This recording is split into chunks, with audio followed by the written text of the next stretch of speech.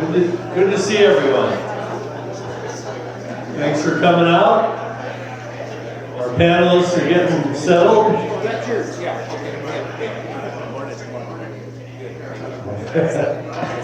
Very good, very good. A hush comes over the multitude here, sort of.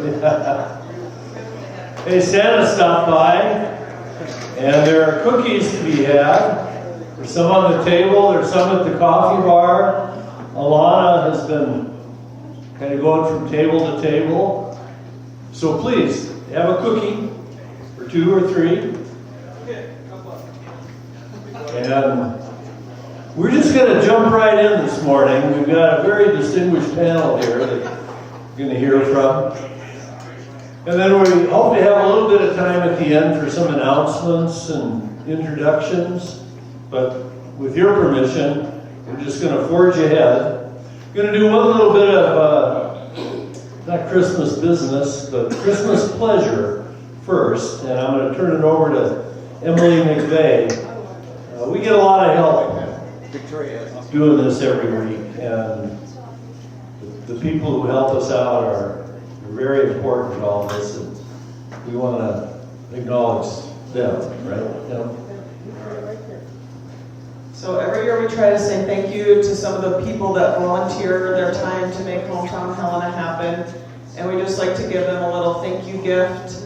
And so this year we have a little card and thank you for Asia. Asia every week is on the Zoom, making the Zoom happen. She works at Pinion and they make sure that we have the Zoom and all of the technology in the background to make sure that if you can't make it here in person that we have that available to us. But Asia logs in every week and helps us on the Zoom, so I will make sure this gets delivered to her since she's not here in person. So thank you, Asia. And then in the back room is Aiden, and I don't know if you guys have met Aiden yet. He makes our coffee, and thank God for Aiden. I mean, what would we do without him?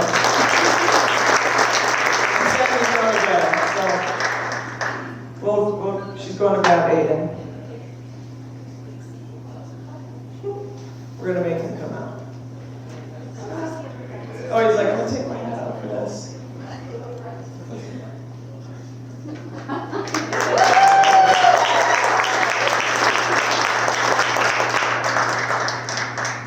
Thank you to Aiden for making sure we always have coffee every morning. Being here early on Thursdays, we just wanted to say thank you from Hometown Helena. Thanks for being here. And then Ed, I don't know if he's here yet. Ed's the IT guy here at Helena College. We're making Cindy run. Sorry, I could have warned you. I'm sorry.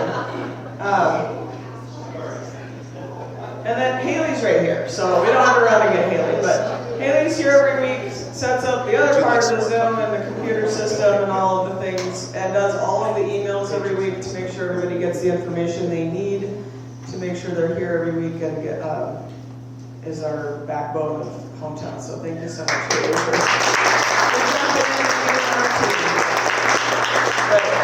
Sandra was going to get Ed, and Ed has been a huge part of our move here to Helena College, getting us microphones and speakers and batteries and putting up with all of our dumb questions about IT stuff and all the things. Ed's had to put up with me for years, so. Thank you, Ed, for helping us out and making sure Hometown works every Thursday. So, thanks a lot. All right, thank you, Ed. Thanks, Emily. Well, all right. Merry Christmas, everyone. Happy holidays. It's good to see everyone. We've got a house full this fine morning. And we've got a very distinguished group of panelists, real leaders in healthcare in Montana. And among them is Bob Olson. I mean, Bob's one of the few people who go way back with Medicaid, back to its beginnings in Montana. It seemed simple back then. Bob's he's had a long and distinguished career. He's been called out of retirement once or twice to help navigate through Medicaid expansion. So without further ado, I'm going to turn it over to Bob, and he's going to moderate our discussion with these fine panelists. And they'll introduce themselves, you'll introduce them. Everybody will get to know them and everybody else. We ought to have a good hour. Thanks very much. Bob Olson. Thank you. Thank you, Jim, for having us here today. Really appreciate the opportunity to visit with you today, and the folks here that are from the local healthcare delivery system can really fill in the impact of the coverage for low-wage working Montanans. That's what Medicaid expansion, you hear it call expansion all the time. We're not expanding the program beyond what it is today. We're just trying to renew what exists today. It's really important to the state. It's going to take an act of the legislative body this session to continue this program. So I want to bring to you some information about it and let these folks also comment on how it impacts their own facilities and the things that it's been able to drive in our economy. The panelists that we do have here today are Wade Johnson, the CEO from St. Peter's Health, Richard Miltenberger, also drawn out of retirement from Peerview, John Goodnow from Benefits Health, Greg Osgood from Shodair Hospital, and Todd Wilson from the Helena Indian Alliance Clinic there, and also Justin Tiffany from Broadwater Billings Clinic. So those folks are going to be the all I get to do is ask them some questions. So what I want to do first is show you a few slides, kind of set the tone of what are we talking about with Medicaid, because a lot of people, they hear that term and there's Medicaid, there's Medicare. When I first got into healthcare, I didn't know there was a difference between the two. So I just want to set the tone. This is what the program is, what it does. So this is some real basic stuff about Medicaid. Go ahead and advance that slide once. So it's a state and federal partnership. The state of Montana runs the Medicaid program. The federal government supplies both the regulatory oversight, but also supplies the bulk of the funding for the program. The old traditional Medicaid program before the Affordable Care Act was passed, it covered the elderly, so think nursing home residents and people that need some assistance with their aging services. It covered pregnant women, it covered children, and it covered the disabled. So you have age, blind, disabled, pregnant women, children. That's the old program. It's been in existence for decades. That's the traditional Medicaid program. It is funded by the federal government at about a 65 to 35 rate. So the feds put up 65% of the money, the state roughly puts up 35% of the money. That's the population that's covered under the traditional program. The expanded program covered adults 19 to 64 years old whose incomes fall below 138% of poverty. That's who covers. In that program, the state pays 10%, and the federal government pays 90%. That was a feature of the Affordable Care Act, the point to get as many Americans access to coverage for insurance, and that way get access to healthcare services. And this is a population they decided to use Medicaid to achieve that goal for that group of people. So go ahead to the next slide.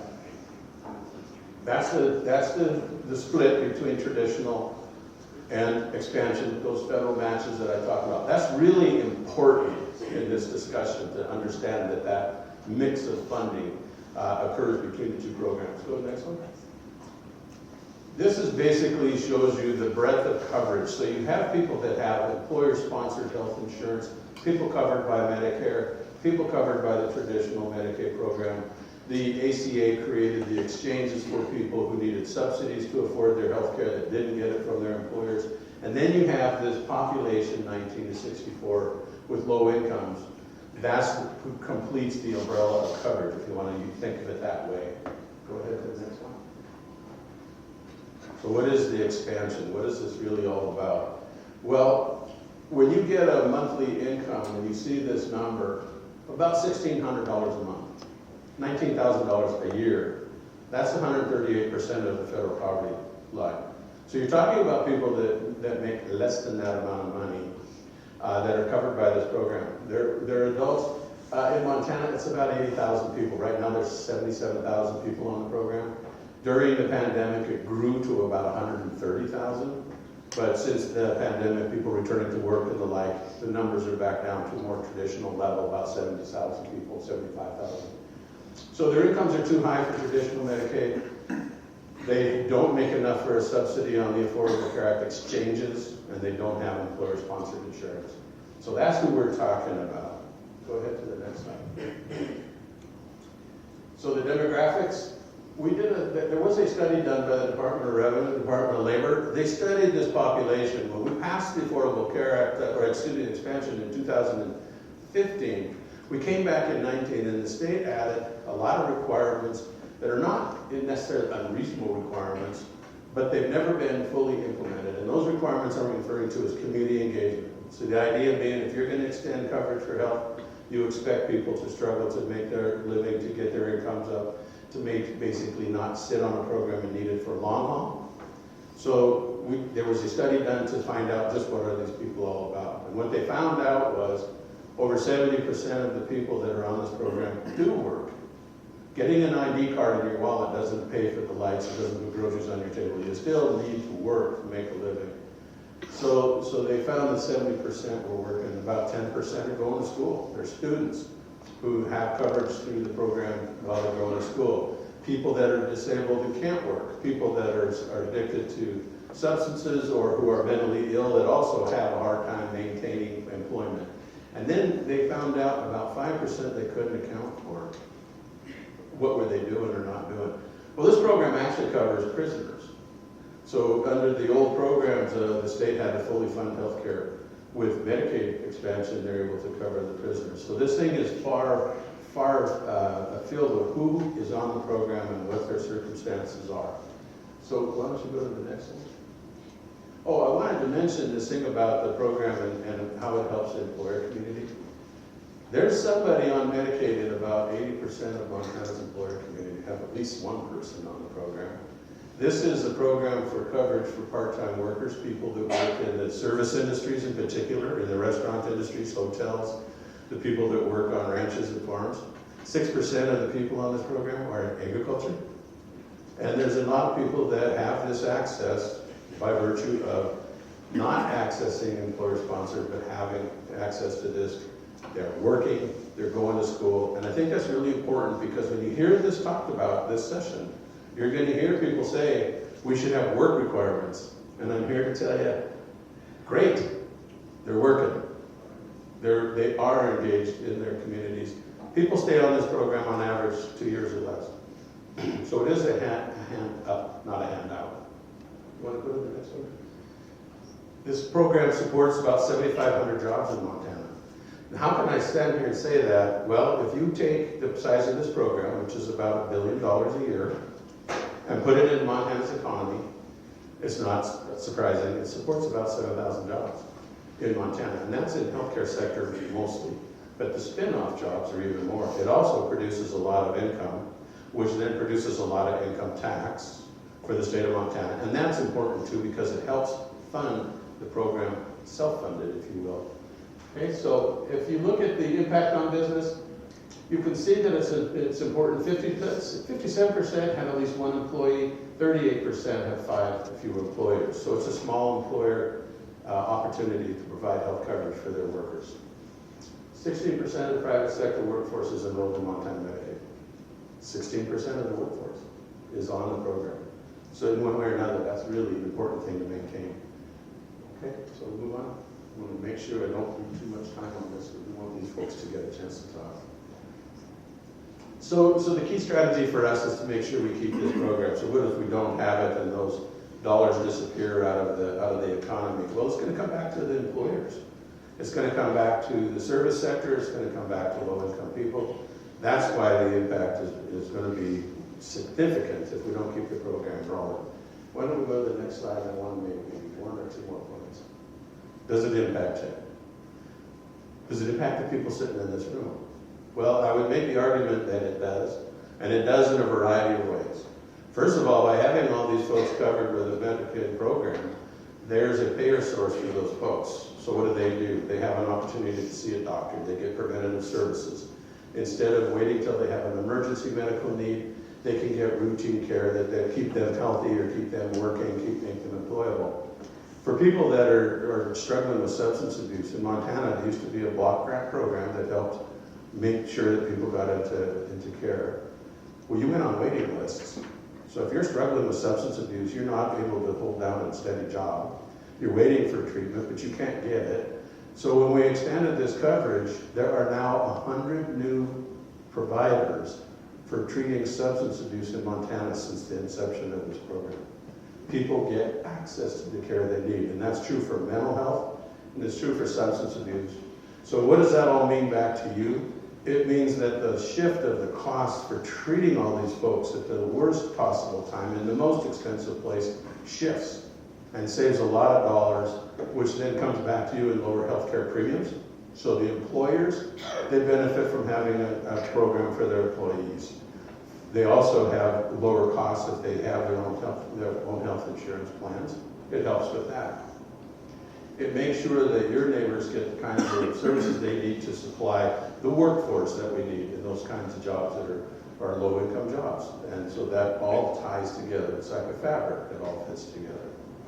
So one of the things about this program, and I like to point this out because you think, what this program was able to do because of the way that it's financed is extend coverage to 80,000 people.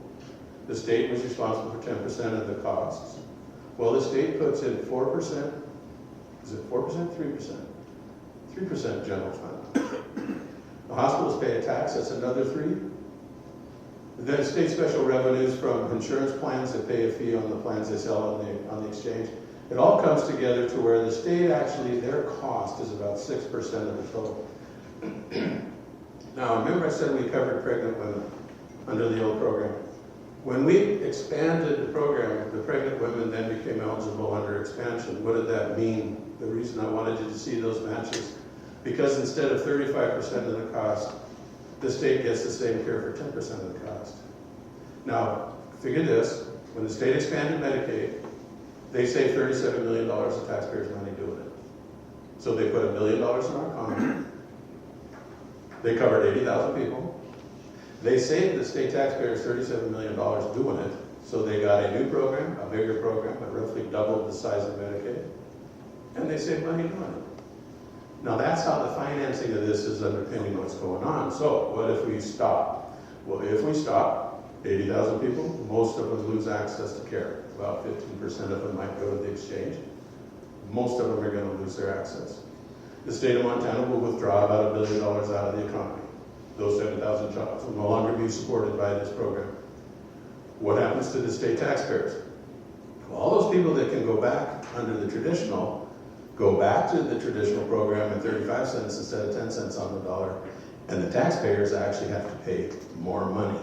So you get rid of the program, inherit all of the problems of uninsured, and it costs more money to do it. So when you see the legislature tangle with this program, with this issue, you have to keep in mind that this is the kind of thing where a program that provides a return to the state, the return is 2,500 to 1, for 2,500 to 1 return, you would think it would make a whistling sound as it went through the legislative process. But it's not going to be that way. And so the folks that are here today to answer some questions about this program are here to kind of talk about more local terms what this program means to them. So let me move on to that.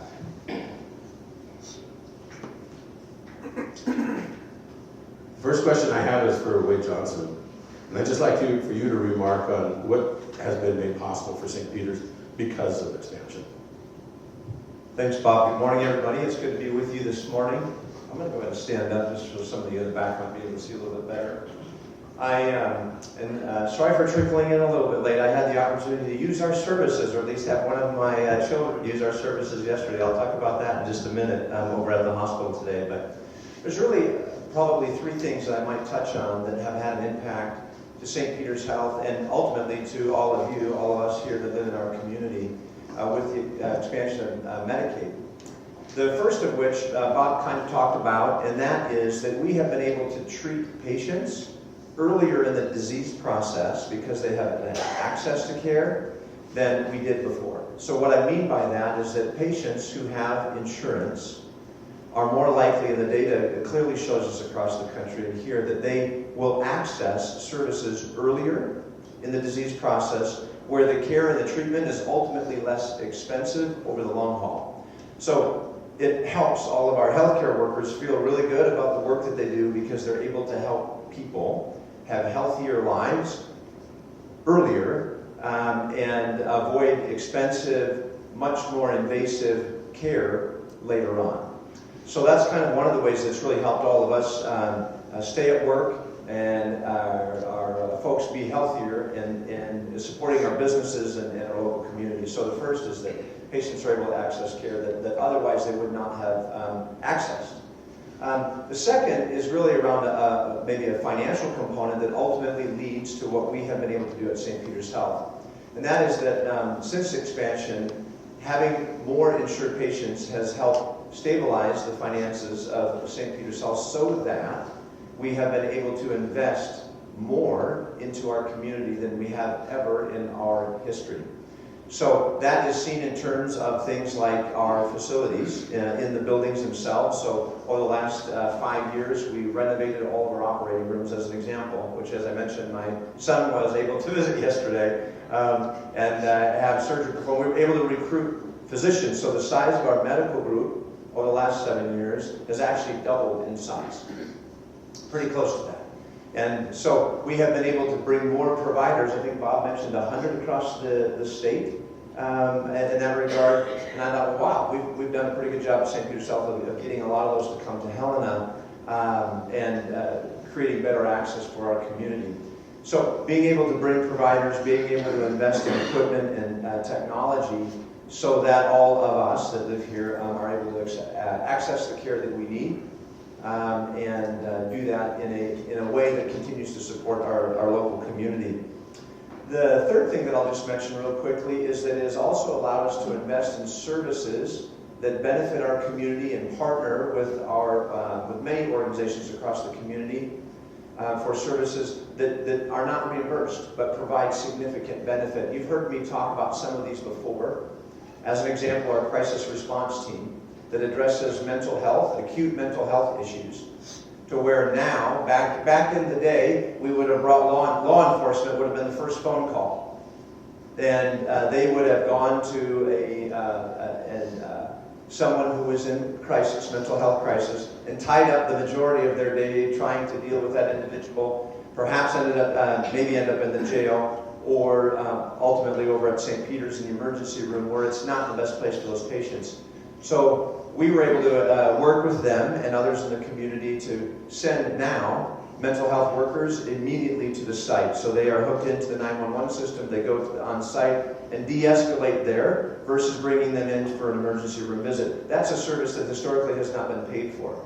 We have community paramedics that are treating people out in the community that are not mobile and unable to come in. And so we've been able to do those services. We were one of 3, I think, in the nation to receive the suicide grant that we did this last year, $2 million. Those types of programs we've been able to invest in that are meaningful for the community, for which there is no reimbursement. We don't get paid to do that. So it's really helped us extend those services for you. So those kind of three examples or ways that Medicaid expansion has allowed us to provide more services and continue to grow for the community. Thank you very much for that, Wade. The next question that we have put forward is to Richard Miltenberger.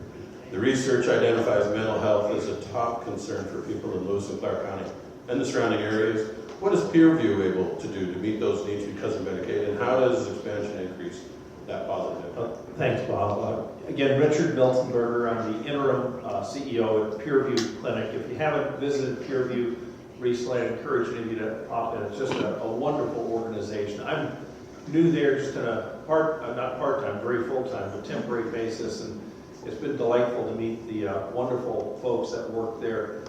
Just a heart the size of Montana, very mission-oriented providers that are serving the underserved, as well as, frankly, people just needing primary care services. So getting back to the question at hand, historically, we've had a couple of behavioral health specialists at Peerview. We now have 9 that are active, helping our community, and they're all busy.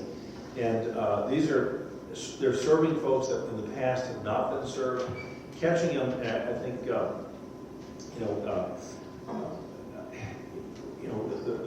key element here, and Wade brought it up, is that if you look at what's happened in healthcare in this country, since 1987, we kind of had this strange dynamic going on where we tell people, hey, you have a guaranteed right to care. In that 1987, what happened then? 1987, every hospital in America put up a sign in the emergency room. Anybody see these signs when you go to the emergency room? It says, we can't deny you care. Well, that's nice, but who's going to pay for it? And oh, by the way, the emergency room is not the best place to catch these folks. It's earlier on in the process. And so having behavioral health folks dealing with people on an outpatient basis has been remarkable. You don't get them to the point, I think of the car on the side of the road with, the fellow's got the hood up and there's smoke coming out, and you think, did he forget to add the oil? Have we not been maintaining the vehicle? So you don't want the car on the side of the road with the smoke. You get people early, you do the maintenance, you take care of people early in the process. And that's what peer review is about. It's primary care, both behavioral health as well as medical health. And so, catch them early, take care of them, take care of our folks. We've told people, hey, you can always go to the emergency room. It's a horrible place to get care for so many people. That's the car on the side of the road, and it overwhelms the system for everybody. They need to get in early, and that's what Medicaid expansion to me has done. We tell people you can get care, but we have no umbilical cord. I think of the deep sea diver with the little hose going up to the top. That's the cash flow that somebody needs to have to access health care. But we say, hey, you can get care, but we don't really give them a way to get there. And the providers are stuck, holding the bag so often. So anyhow, at Peer Review, we have a tremendously positive impact on our community with behavioral health that is really working, and it's working on a primary care basis. Thank you. Thank you very much for those comments, Richard. I'm going to turn now to John Goodenow from Benefits Health. He's a regional healthcare provider and one of the biggest providers for Montana Medicaid, if not the biggest, one of them. How does Medicaid help support the outreach to your smaller communities, and how does it help your facility in Great Falls and Helena? Okay, what, before I answer that, I'm going to say Merry Christmas. And the other thing I got to say is you have a great town. I really love coming to Helena. Oh, sorry. And last night I got to eat at Silver Star, so it's a nice community. You're lucky to have such a nice community. So Benefits serves a big area in north central Montana, a lot of rural areas. And in those rural areas are a lot of small town hospitals, which without the hospital, frankly, the town almost doesn't exist. So Medicaid helps the hospital finances of all the hospitals in the state, but really particularly the bigger hospitals. And then that allows us to do more for those rural communities, so they keep healthcare in their rural community, and it keeps their community going too. So we, now the hospital in Shoto, Montana is a part of Benefits. The one in Fort Benton is a part of Benefits. And I think at some point all the critical access hospitals in Montana, and there are way more critical access hospitals than big hospitals, are all going to be part of one of those health systems. So that's kind of the key way, and we're able to do a lot more services out in the communities. We have 400 providers at Benefits, so they run all over the place doing satellites and outreach services and so forth. And I think the big thing for everybody to remember is not how this affects any of the hospitals. It's really how it affects those 80,000 people. And I tell you, if you've ever been without health insurance or health coverage, that is not a good situation. And having this kind of program is just so important for those people that are covered. As mentioned, it adds to the economy, brings money in the state, all the other things. But that's a real key reason to keep the program going. And Bob mentioned the kind of spinoff that does in the communities. We're the biggest employer in Great Falls by far. And so when we do better or aren't struggling as much normally financially, that helps community and those dollars turn over and so forth. So it's a really, really important program. It is going to be a tough battle, mainly because of philosophical oppositions and so forth in the legislature, but I really, really hope that it does continue. And it is a great program, particularly for the people covered, but also for the whole state of Montana.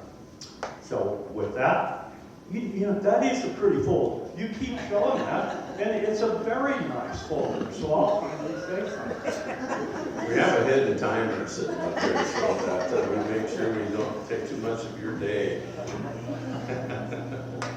That's good to have. We're going to move now to Craig Oz, the CEO from Shodair Hospital. Now, we've been talking about this program covers 19 to 64-year-old people, and Shodair treats children. So it's kind of, oh, well, how does this program help Shodair Hospital? So since you're not covered with that statewide organization, how do you see the impact of Medicaid on your families? Sure, thanks, Bob. First of all, I want to thank everybody for coming and attending this, because this is a big, important topic, as you've heard here today. So for those of you who don't know me, Craig Osgood from Shodair Children's here in Helena. So Shodair is a lot different than your traditional acute care hospital in Montana. So our focus is really child and adolescent psychiatric services, as well as a robust genetics program. We serve the state of Montana. So what do I mean when I say that? Last year we treated kids from 52 of the 56 Montana counties. So we've got a wide market of kids we're taking care of. The point Bob made earlier, and I really want to emphasize to his question here, the success of the children we treat is really bolstered by the health of their families. So what does that mean?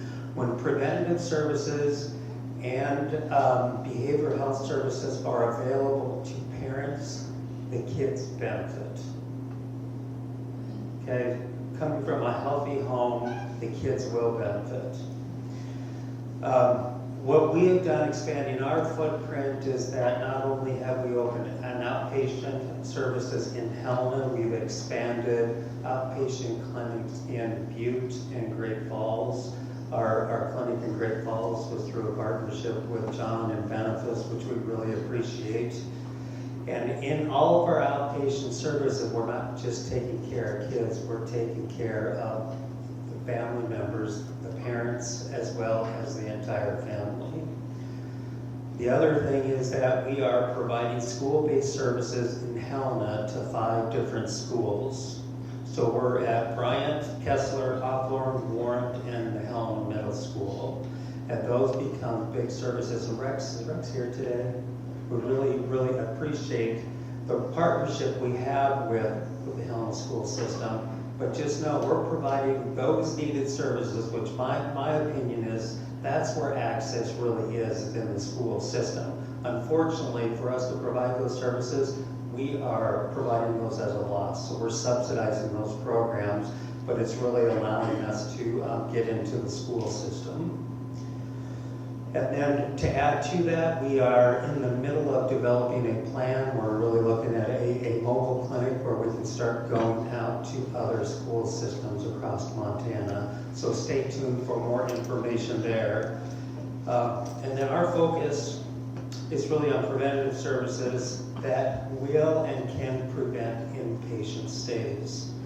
So we're really looking at how do we keep kids out of the brick and mortar, out of a hospital, providing more services locally in their community so we don't have to disrupt them and their families. And then finally, I just want to make a comment because you listen to the numbers on Medicaid expansion employees. Shodair has employees on Medicaid expansion. The workforce is a difficult enough issue. So we need all the help we can get, and this has been a program that's been very beneficial for some of our employees. Thank you. Thank you. Our next panelist to speak is Todd Wilson from the Helena Indian Alliance. So who does your clinic serve? And what would be the first services if you lost Medicaid expansion that you'd have to do? Yeah, so good morning, everyone. Again, my name is Todd Wilson. I am the CEO, Executive Director of Helena Indian Alliance. Here in town, we're the little engine that could, I like to say that. Very small organization, but our primary population is the Native Americans that are in the urban areas. And that was our mission and our way prior to Medicaid expansion, I would say. It was right around that time in 2015 when we moved from our downtown location to the west side of town, where we really kind of saw that growth with our workforce and our population. And it was because Medicaid expansion was in play. With that, we seen, I was kind of giving you some context. We had about 2 LACs prior to that, around 2015. And then Medicaid expansion came, we were able to see more patients. It kind of had a multi-effect with our organization. The decision was made then to open the doors to everyone. So when you see Helena Indian Alliance, we're just not seeing our Native American patients in terms of services. Anybody can walk through the door and get access to services, whether that's behavioral health or our primary care. So I wanted to make that point. That was around Medicaid expansion. Prior to that, like I mentioned, there was about 2 LACs we had on staff. We now have our behavioral health department is 14 strong. Most of all of them are dual licensed. And that is a huge part of our delivery model, is that behavioral health, the mental health and the substance abuse portion of it. We have just a little bit of context. As an urban Indian organization, we have a contract with Indian Health Services to provide those services with our enrolled Native American members that are in these urban areas. It's much like a community health center has a contract with HRSA to provide those for the underserved. Ours is with Indian Health Service. So we don't have a contract or resources to see the non-natives. We call them our non-beneficiaries. We have to make that up somewhere else. And we make that up through Medicaid expansion, the ability to see those non-natives, their non-beneficiaries, and bill for them. To the question, that's a scary thought. That has, as an administrator, as a CEO, that has probably kind of kept me up at night at some times, and it's always been in the back of my mind, what are we going to do in 2025? We're here now, and now we got to face it. For several years, that's always been kind of like a backup plan we needed to have. What is going to happen if this program goes away? I mentioned prior to 2020, our Medicaid expansion, we had 2 LACs. We now have 14 mental health providers with a director. We have wraparound services. We have support staff.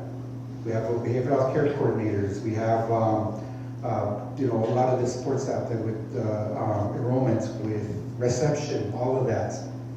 It is scary to think of going back to 2015 levels, because that is, you can kind of see the impact of where I'm going here. We do not want to cut services, but we're going to have to deal with the reality if it comes to that there's going to be a huge scale back somewhere. And we're going to have to, as an administration, figure that out and trudge that path along, and hopefully we don't have cause as much harm to our employees that we currently have, that and just mitigating that. So again, I see the folder, and I will cut my tongue. I wasn't told when I came that the folder meant stop, but I learn as I go, I adapt, and so I see that and I will stop. So thank you. I got a folder, and then I got a finger.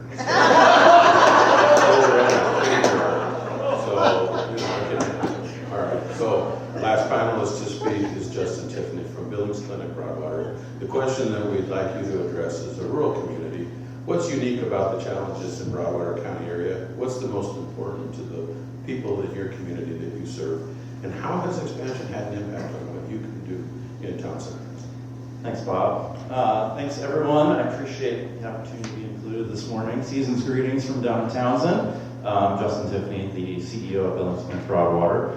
I think, frankly, for us, it's access to care. Wade talked about it with what St. Pete sees, and we've seen the same. The impact Medicaid expansion has for us is allowing those folks access to primary care services. That's one of the most important things, I think, for our community. Otherwise, they're showing up at our ER, and as Richard mentioned, we can't turn folks away, and so they show up at our ER door, and whether they have coverage or not, they're being seen, they're being taken care of. And one of the challenges we have is making sure that we can cover taking care of those patients. So having them come in, being able to have primary care access, I would say that we've been able to stabilize our primary care pretty well at Billings Broadwater. When I came 4 years ago even, we were down to one provider in our clinic, and we're up to 4 now. It's been, I would say that, if we didn't have Medicaid expansion, that some of that wouldn't be possible. We wouldn't be able to cover those folks. The impact to our community in Townsend, for us, Medicaid expansion accounts for about $500,000 to our bottom line. And if we didn't have that, we're not necessarily subsidizing other programs. It's a lot of our key core programs that we have that we would have to look at how we do things differently. Our long-term care, our ER, our primary care, our rehab services, we just would not be able to service our community the same way we do today without that. Medicaid expansion accounts for about $1.3 million to our total healthcare services within Broadwater County, not just our facility, but other providers in the county, and so that would be a tremendous hit to what we are able to provide in Broadwater County. Thank you for that. We have saved some time for questions. And if you have some questions that you'd like to pose for these folks to answer, just let me know. We'll see if we can make sure you get that. We have one way back. Where am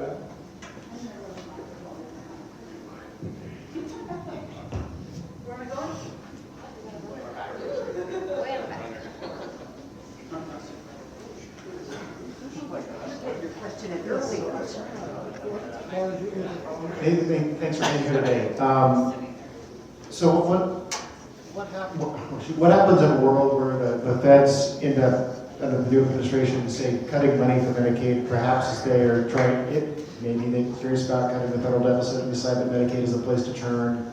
Maybe they start messing with those cost share percentages. What happens in that world, even presuming the state does renew expansion? That's a great question, because the incoming administration has already made it clear they'd love to roll back government spending. And then it comes down to what will they roll back. Well, in Montana statute, when we put expansion on the books, that was a big question. What if our federal partners don't prove out to be such good partners and they roll back their share, trying to stick the state with a bigger obligation? Well, in our statute, it says the state, if it loses that 90-10, it changes it anyway. Then the state has to reconvene and reconsider the program. So if they can still afford it, they can keep it. But if they determine that the deal is no longer good for Montana, then it closes, it ends. So our future is not only in the hands of our state legislature, but it's also in the hands of the Congress. So at the Congress, we're going to be watching and making sure that they don't walk away from their side of this deal as well. Another one? Bob, and panel, thank you. This has been a great panel. As president of Carroll College, I spend a lot of time thinking about workforce development, and particularly healthcare workforce development. And looking ahead 10 years, we're looking at a shortage of physicians of 86 million physicians in the United States. We're going to be short in 10 years. We're already short now, but we're going to be really short. So my question is, if Medicaid expansion is not approved in Montana, what is going to be the impact on graduate medical education? John Goodnow.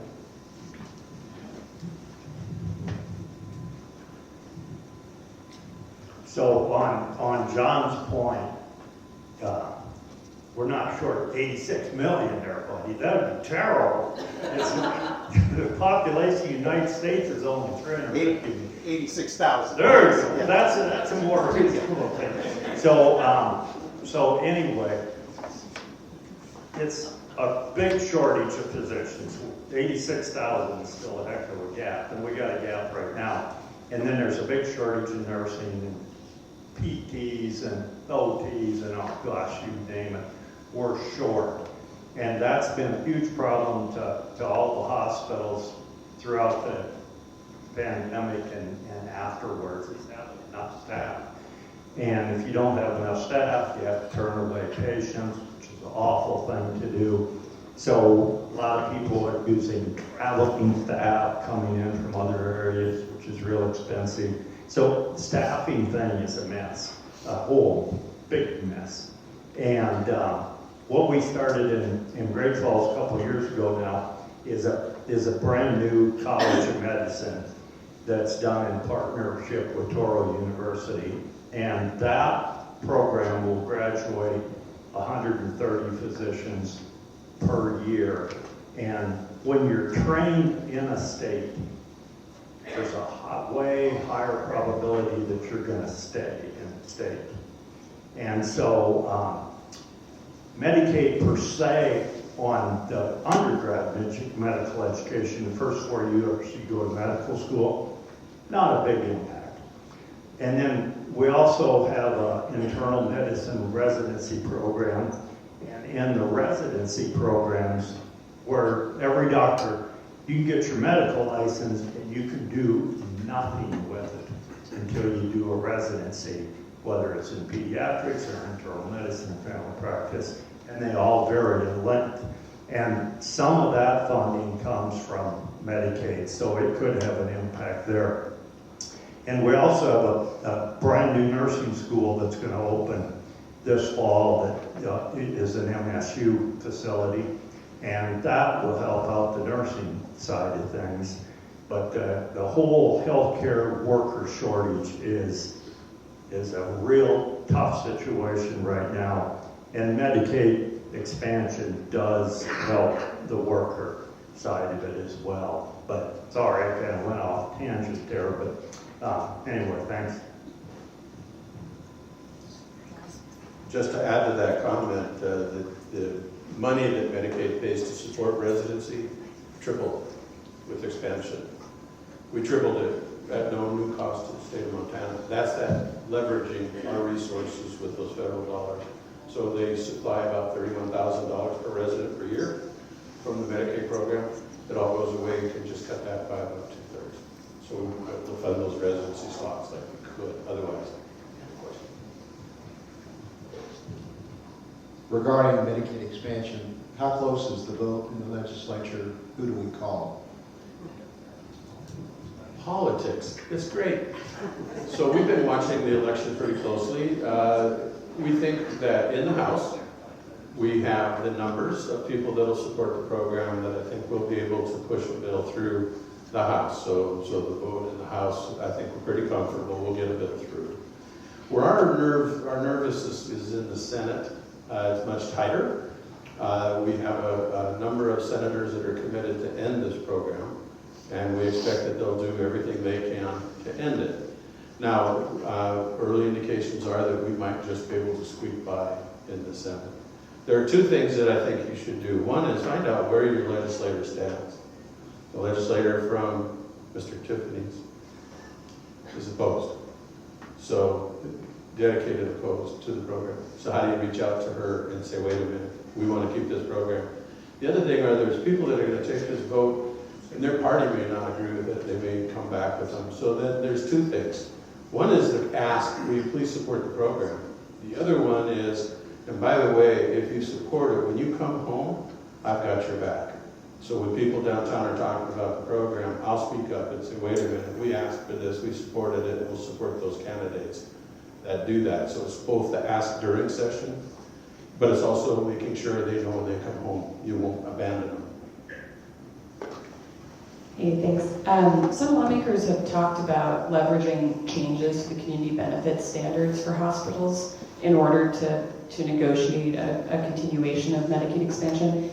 Maybe Bob Olson, can you talk about what hospitals would consider with changes to community benefit standards if that negotiation continues? Okay, we've understood since the beginning of the program back in 2015 that with this program somebody was going to come out, and so they had to pay a pound of flesh.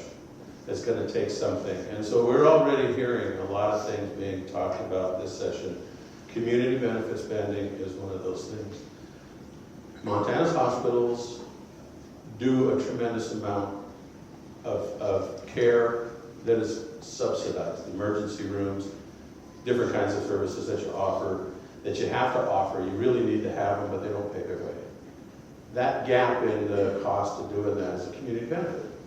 That's under IRS regulations. We also do things like write-off care for people that have bad debts. That's not a community benefit. But if we give charitable services that people can't afford, that is a community benefit. So they'll come back with an appetite to say, do we want to have specific goals set for a hospital on the spend? Is there a number they want to see spent? Is there an increase or a specific service that they want to make sure that we support as a community benefit? We're open to the negotiations because after all, as long as those demands are consistent with the hospital's mission, then we have a way to make a deal, that we can accommodate that and work something out.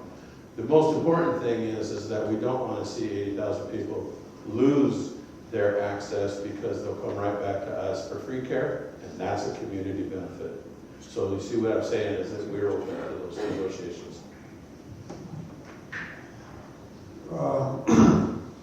6 or 8 weeks ago, the Speaker of the House of the United States come back from Hobnobbing in Florida and announced he wanted to end the Affordable Care Act and repeal that act again.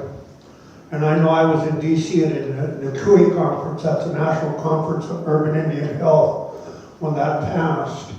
And one of the things that were in that, and this goes to Todd, was the Native American Health Improvement Act that had been up for renewal for 10 years. And it made that permanent. And it also made mention and gave status to urban Indians in federal law, which was never there before. So it goes just, that was 2008, I think that passed. And how do we go back into the dark ages way back then?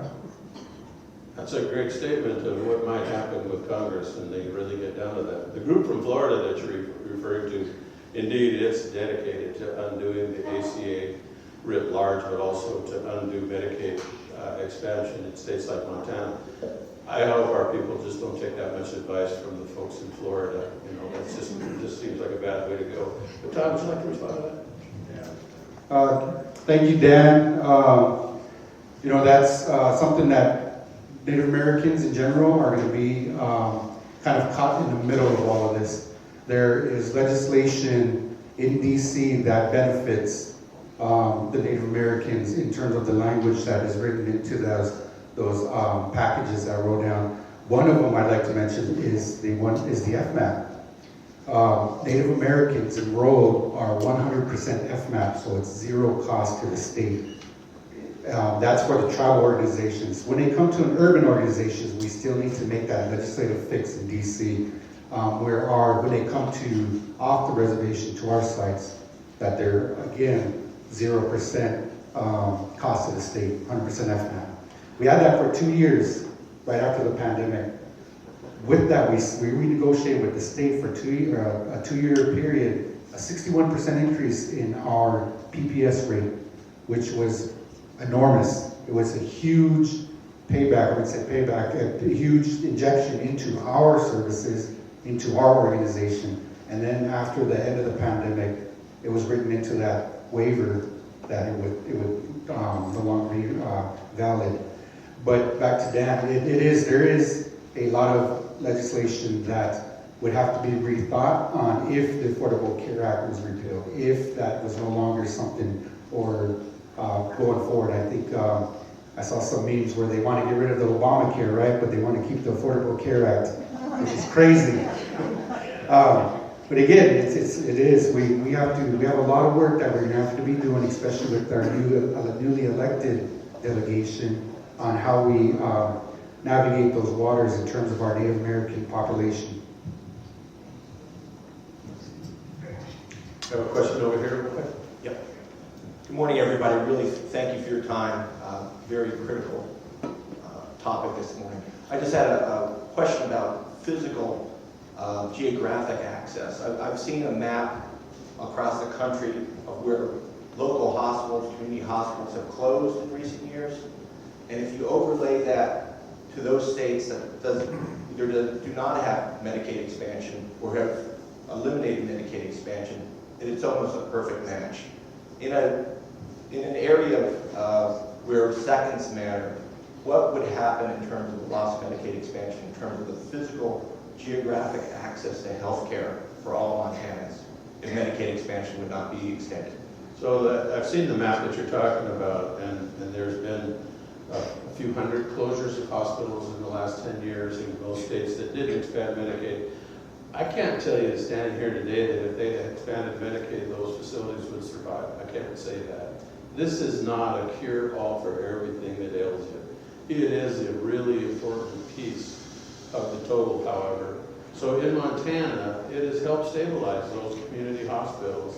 Now, not every hospital has a big population of Medicaid. So they have a big population of Medicare. If you think about a small community in Montana that might be populated now with people that are over than average, like me. So they might have more Medicare. But that Medicaid coming into those communities has shored up both the access to their lower income residents, but it also helps stabilize the delivery system, whether it's the pharmacy downtown or the hospital or the community's clinic. So you're exactly right. You put that at risk. Does that mean, oh no, the world will end, the sky will fall, and they will close? No, but it isn't going to help them stay open. And so then they'll have to figure out what the best solution is for their community to try and struggle. That does not mean that their future is assured. So I can't stand here and say they'll close, but I can say they will face really tough future. The headwinds that they'll inherit are going to be pretty substantial. Bob, we have a question from Senator Dunwell on Zoom. Morning, Senator. Oh, good morning, everyone, and thank you for being here at this 7 o'clock hour.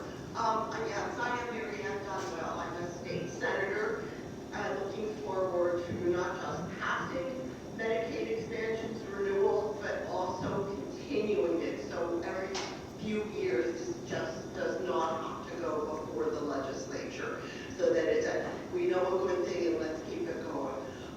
And I'm sorry I'm not there in person. I got back late last night from a trip and sick. So it's pretty appropriate on a healthcare presentation. Here's my question, and it's directly related to the improvements in healthcare and the capacity to serve clients and patients. I have heard from actually a couple of you that it's very difficult to keep certain workforce, certain high professionals, high-level professionals, your specialists, from the anesthesiologist to pulmonologist to oncologist, who are people of color and of varying diverse ethnic backgrounds because of some of the hate in our community. And it shocked me that hate messages are left on windshields. Our professionals who come to Montana to work are screamed obscenities and atrocities out of vehicles. Yeah, that's real courage, right? When you're anonymous. Patients saying, I don't want that N-word treating me. And I am just wondering what we can do as a community, because it is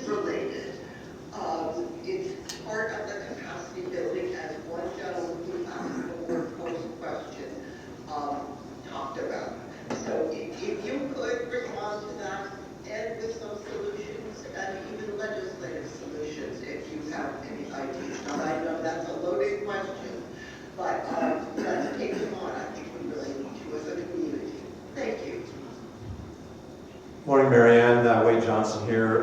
Just responding really quickly to the question. This is a real issue, by the way, in our community. What she just shared is real. It is happening. I'm pleased to report, actually today, I'll be in a meeting at 11:30 over at Grand Street Theater to talk about this very topic with other businesses and organizations in our community, and I appreciate the local chamber and other organizations coming together to begin or to continue a conversation about our community and how we welcome people within our community. So I guess my comment, to be brief, is that I would invite any of you to help join that conversation with us. It has been an issue at St. Peter's Health. I know it has been an issue at Shodair and for other organizations within our community. To say the very least, it's embarrassing and certainly not reflective of what we want within our community. So we are working together relative to the legislative side of things, Marianne. I'm not sure what activity is taking place there, but as a community, we are coming together to have this very important conversation. And I appreciate the efforts of those that are leading that and bringing us together. Thanks very much, Wade. Thank you, Wade, very much, and all of you. So we've pretty well spent the hour that we've asked you to commit to. It's not unusual for people to visit with me thinking it's an hour, but it turns into 2. But they always say it felt like 3. So we're going to stick around. I'll stick around if you'd like to visit afterwards, but we'd like to see to wrap this up. Yeah, thank you very much, Bob. And thank you, panelists, Richard, Justin, Craig, Wade, Todd, John. What an excellent discussion. But we do try to wrap it up at 8 o'clock.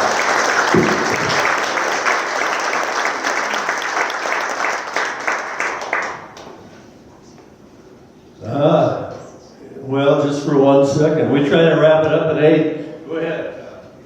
So I won't take any time, but I do have Ajay Paul Panu here, the new owner of the Montana Club, and he and his wife Amber have some amazing plans to resurrect the club and bring it up to a whole new level. So I just wanted to introduce him. He's in town, heading back to California on Thursday. So Ajay Paul. What's his name? Ajpal, yes. Thank you for welcoming me, and of course, thank you, John. And then more importantly, we look forward to kind of, seeing you guys on a regular basis. Appreciate it. Well, welcome to town, Archibald, and congratulations. We're looking forward to hearing more about your plans for the Montana Club. And of course, we spent many a happy morning on the 6th floor there. Yeah. Yeah. But we found a nice alternative. I should also say it's the 5th anniversary of federal recognition for the Little Shell Chippewa tribe. Maybe Dan Butcher will tell us more about that next time we get together. And also Laura is here from Westmont Home Health Care. She's the new CEO there. Laura, give us a wave, and Laura's going to come back, and Archibald will be back. What else we got? We have little information sheets to talk about Medicaid expansion in our surrounding counties. This one's Lewis and Clark. You're welcome to grab one of those from Ingrid there on your way out. And please stick around and visit. I think our panelists can stay and socialize with you, answer any questions, get into any discussions we might have. Jackie Tesher from St. Peter's Health kind of set this thing up. Her and Andrea Groom. Thank you very much. What a worthwhile hour we've had together with these distinguished gentlemen. And there's some cookies left. Mrs. Alana Claus brought some cookies, and there's still some left. So have some more coffee and a cookie while you visit with our panelists or with Mr. Olson here. Thank you all very, very much.